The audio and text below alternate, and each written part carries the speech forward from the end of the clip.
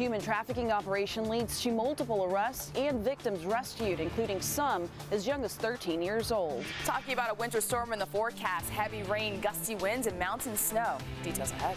Damaging testimony in the pay equity lawsuit involving KUSI and its former female anchor, Sandra. And why parking just got a lot harder on Park Boulevard near Balboa Park. Have you ever heard of a content house? Well, not so much a house, but a mansion. I'm going to take you inside and show you why San Diegans and influencers are flocking here. CBS 8 News Live at 6 starts now. Tonight, nearly 50 people are behind bars following a major human trafficking and exploitation investigation in San Diego and National City. Good evening. Thanks for joining us. I'm Marcella Lee. I'm Carlo Cicchetto. A total of 16 victims were rescued during the multi-agency operation. The youngest, a middle schooler. CBS 8's Rocio De La Fe has details and more on the new state law local authorities say is making it tougher to stop trafficking. Since January, police and detectives from multiple law enforcement agencies conducted 17 operations known as Operation Better Pathways, which led to those arrests and the rescue of 8 minors. Local, state, and federal officials are cracking down on human trafficking and sexual exploitation. The latest trafficking bust ended with the arrest of 48 people. 8 of the victims were underage girls. You're seeing lives being destroyed. And people making money off of destroying lives. Among the 41 victims were 2 teenage runaways from Arizona and a pregnant 21-year-old woman who was forced to sell her body for sex. This operation significantly disrupted but did not eliminate human trafficking. This will be a daily fight. This is a heinous crime with devastating consequences. Traffickers prey on the most vulnerable. The operations were carried out in San Diego and National City, including Delbergia Street, where CBS 8 has done numerous stories in the past about the rampant prostitution activity in the area. Maybe the laws are too in favor of those that are out here pandering and doing their thing. Maybe it shouldn't be so hard for a policeman to go, look, you shouldn't be in your slippers and your G-string on the sidewalk. One business owner I spoke to off camera told me he believes the latest bust won't make a dent in the fight against human trafficking, especially after a new bill that decriminalized loitering for the intent of prostitution went into effect in January. Both San Diego and National City police chiefs say the law makes it difficult for police to step in. It makes it very hard to go out and contact the victim or the sex slave, if you will, because of this law. The changes to the soliciting with intent to prostitute law has restricted police from taking action, and by doing so has negatively impacted the quality of life for residents and business owners in National City. San Diego Police Chief David Nislight is now asking state legislators to repeal the bill. And it needs to be repealed. It needs to be repealed because, again, we're talking about a young lady by age 13 has fallen victim to this. And how many more victims do we need to have in sex trafficking before we realize that this is not a good law? Rocio De La Fe, CBS 8.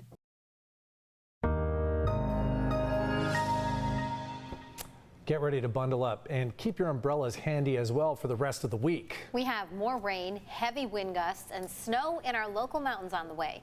Chief Meteorologist Carlene Chavis is here now with what we can expect. I already feel it out there, Carlene. Yeah, so the first one is more of a wind maker than anything else. So we're still looking at a chance for rain, but it's going to be light stuff as we go from tonight through tomorrow morning. Now, once we get past Thursday all the way into the rest of the week, that's when we're expecting more of that rain, heavier rain. So let's just focus. Taking a look right now when it comes to wind speeds. They're picking up 13 miles per hour. That's for downtown. The same for Carlsbad. You also have the 20s for Julian as well as for Boulevard. We have those gusts that are starting to pick up. Also a chill that's starting to move in. So you're looking at gusts that are in the 20s right now for Escondido. The same for Alpine as well as Campo. 41 miles per hour for Boulevard. It's picking up on those 30s across the mountains as well as the desert. The desert, a high wind warning already in effect. That will keep going until 6 p.m. tomorrow night. Gusts up to 95 miles per hour expected. And also talking about a high wind warning that will start for metro areas in the coast. That's with gusts up to about 60 miles per hour. On top of that, we're talking about a wind advisory, and that's with gusts up to about 50 to 55 miles per hour. The strongest wind gusts are expected late tonight through tomorrow morning. So we'll go ahead and set the clock in motion, time everything out, coming up. Carlo? See you in a few minutes. Thanks, Carlene. The city of San Diego is eliminating street parking on Park Boulevard through Balboa Park to install a bike lane. Vehicle lanes will also be reduced to one in each direction to make way for those bike lanes and a bus lane. CBS 8's David Goffredson spent the day in Balboa Park, where parking is already at a premium. If you're used to parallel parking along Park Boulevard and strolling into Balboa Park so your kids can play on the swings, get ready to spend a little extra time finding a parking spot.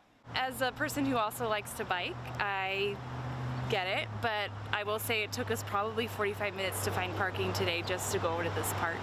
Earlier this month, the city of San Diego painted the curbs red along Park Boulevard to make way for new protected bike lanes and 2 dedicated bus lanes. Approximately 300 free parking spots along Park Boulevard were lost between President's Way to the south and Morley Field Drive to the north. Reaction from people in Balboa Park was mixed. Well, on a busy street like that, a bike lane is necessary because it gets pretty dangerous when people are going by at 45 miles an hour. This is a rendering of how the new traffic layout will work, with plastic dividers separating the bike lanes on each side of the road.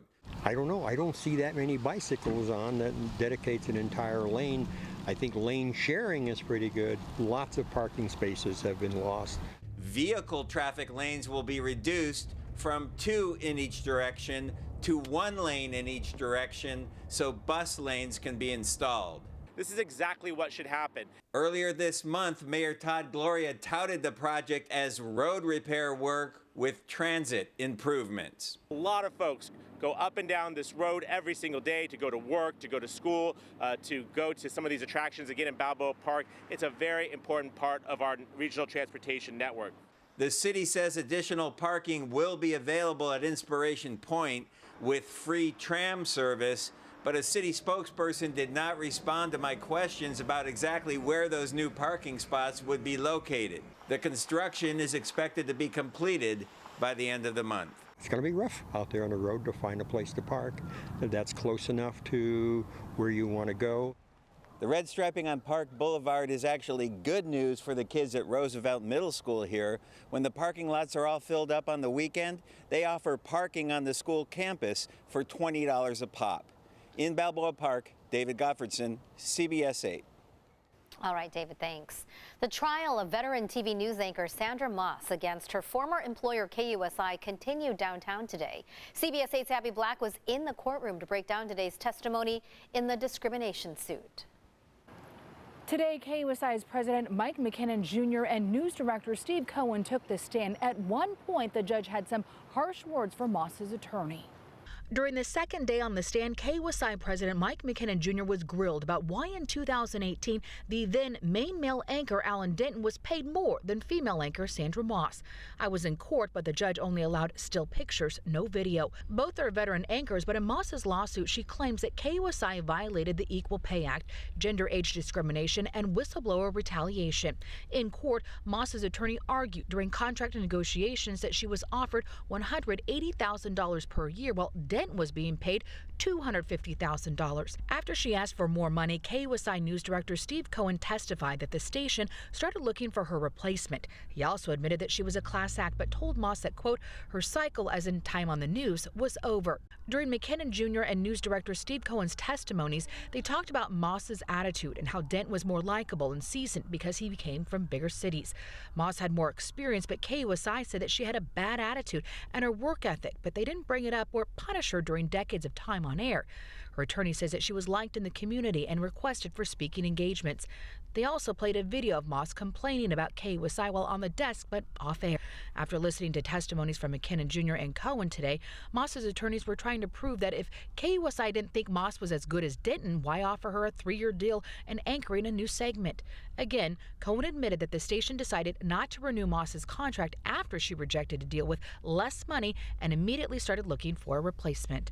What could shift the jury in Moss's favor is testimony from last Thursday from McKinnon Jr. The Times of San Diego reports that's when he admitted that both Denton and Moss's duties and responsibilities were similar under contract. While the jury was out of the courtroom during a recess, the judge pressed Moss's attorney about wasting a lot of time on questioning. He warned him that he needed to wrap up his side by February 28th. Sandra Moss is expected to take the stand on Thursday and last all day.